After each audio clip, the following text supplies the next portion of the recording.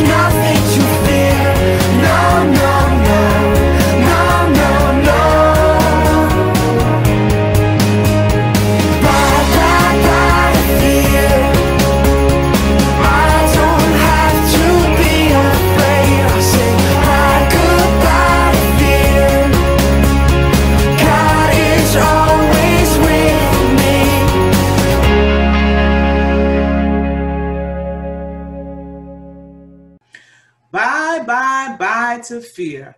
I don't have to be afraid. That is such a great song.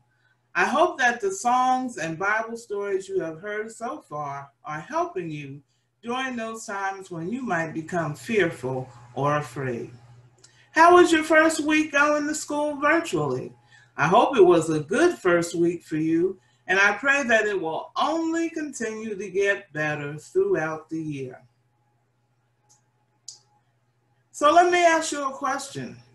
Have you ever been jealous of one of your family members or a friend? When I say jealous, I mean you wanted what the person had or wanted to do what the person was able to do, so much so that you actually thought or tried to cause harm to that person. This is a story about another family. Last time we learned about Ruth and Naomi. Ruth was Naomi's daughter-in-law. This time we are going to learn about Joseph, who came from a big family. He had 12 brothers. Let's watch the video and see how jealousy entered into this family's life.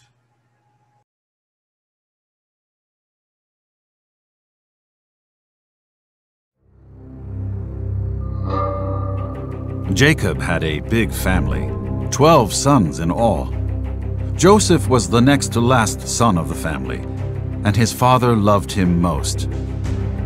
Jacob even gave his son Joseph a special colorful coat, showing that he was his favorite son. Of course, his brothers were jealous of him.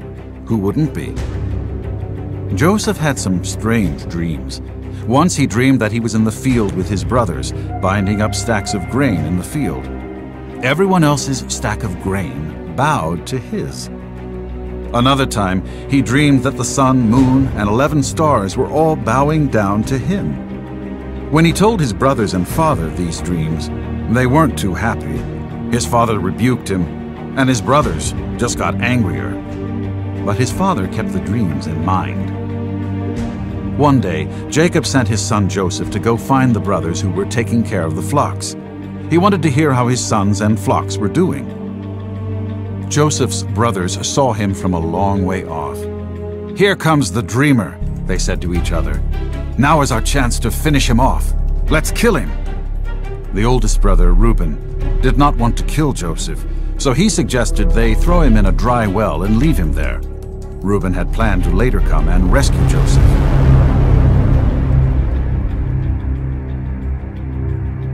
Before he could do that, some traders on their way to Egypt passed by, and his brothers decided to sell Joseph to them. And so Joseph was tied up behind a camel and forced to march all the way to hot, dry, dusty Egypt. Egypt was hundreds of miles away. They spoke a different language. They served strange idols. It was a strange new land, and Joseph would be separated from his family. Joseph was sold as a slave to a man named Potiphar. Potiphar's wife was determined to get her way, and one day she grabbed Joseph and tried to force him to sin. Still, Joseph resisted. He ran away from the scene, but Potiphar's wife had grabbed his coat.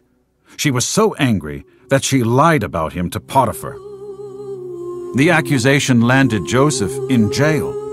Not only had he been traded as a slave to Egypt, but now he had been thrown in jail for something he didn't even do. Even while he was in jail, Joseph stayed true to God. God had big plans for him. While he was in that Egyptian jail, he had a reputation for being wise and for telling the meaning of people's dreams.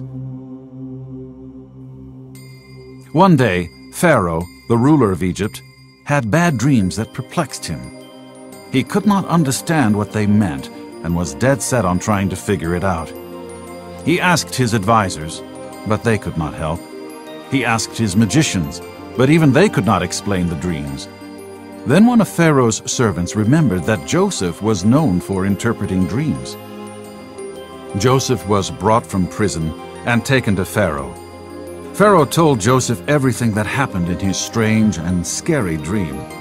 Joseph knew exactly what the dream meant, and he carefully explained the meaning to Pharaoh. Not only did Joseph tell Pharaoh what the dream meant, but he also told him what to do about it.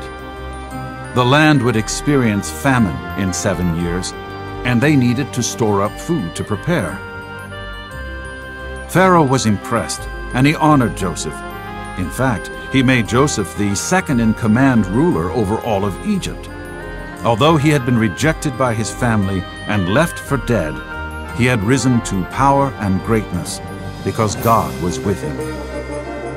Later on, when Joseph was giving food to the people, his own brothers came to him for help. You can imagine how surprised they were to see their own little brother whom they had left for dead. He was now ruling one of the greatest countries in the world. Joseph brought his whole family to live in Egypt. Even though things looked bad for Joseph, God turned it into good.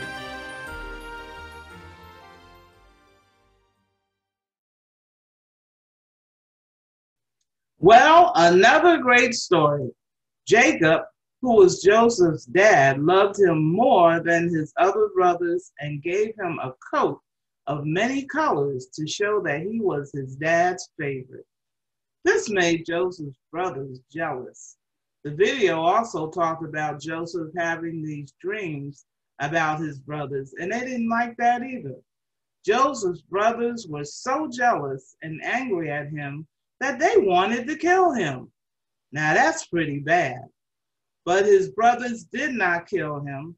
Rather, they threw him into a pit, which is a deep hole in the ground. Joseph did not remain in the pit for very long because some traders came by and Joseph's brothers decided to sell him, and he was taken to Egypt. Joseph experienced some bad things while he was in Egypt. He even spent time in jail because he was accused of doing something he did not do. But he kept the faith and believed that God would help him. As the story goes on, we find that what Joseph's brothers did was meant to harm him. God turned things around for Joseph's good. Joseph became a powerful ruler in Egypt, and he was respected by all. Joseph also reunited with his brothers and forgave them. Sometimes we look at other people and see all of the things they have: nice home, car, clothes, and on and on. We wonder why we can't have those nice things. Why hasn't God blessed me with them? We must remember that God blesses all of us in many different ways, and we should not be jealous of other people and the things that they have, but we should be thankful for whatever God has given us. He knows what we need, and he also knows the desires of our hearts. So don't be jealous of others. Rather, be happy for them and know that God is always blessing you. I hope you enjoyed this Bible lesson about Joseph. Before you go, I want to welcome you to our first Black History Highlight. We are excited to present to you several African Americans who have made and are continuing to make great contributions to our country. It is very important that you learn what people who look like you have done throughout our history. We hope you will enjoy learning about all the many ways African Americans have contributed to our country. Our first African American that we will learn about is Carter G. Woodson. Does that name sound familiar? Let's listen as we hear about this famous African American.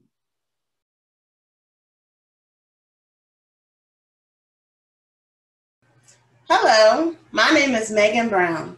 I'm a children's church teacher at Mount Zion. Now I'm going to tell you about Carter G. Woodson. Carter G. Woodson was born in Buckingham County, Virginia in 1872. Mr. Woodson worked real hard to educate himself so he could teach others. He graduated from high school when he was only 16 years old. Isn't that amazing? Then he went to college so he could learn even more things. He wasn't finished learning yet. He went to Harvard University and received the highest degree you can get when you go to college, a doctorate. Dr. Woodson loved history, especially history about Black people. Dr. Woodson wanted little Black boys and girls like you to know your history.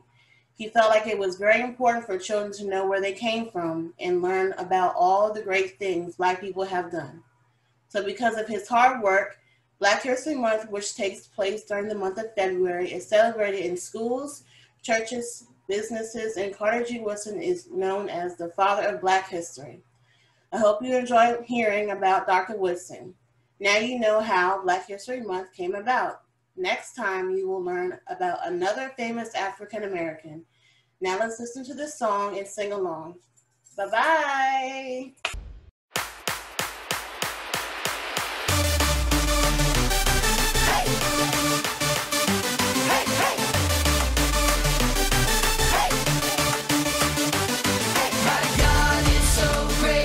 So strong and so mighty, there's nothing my God cannot do. My God is so great, so strong and so mighty, there's nothing my God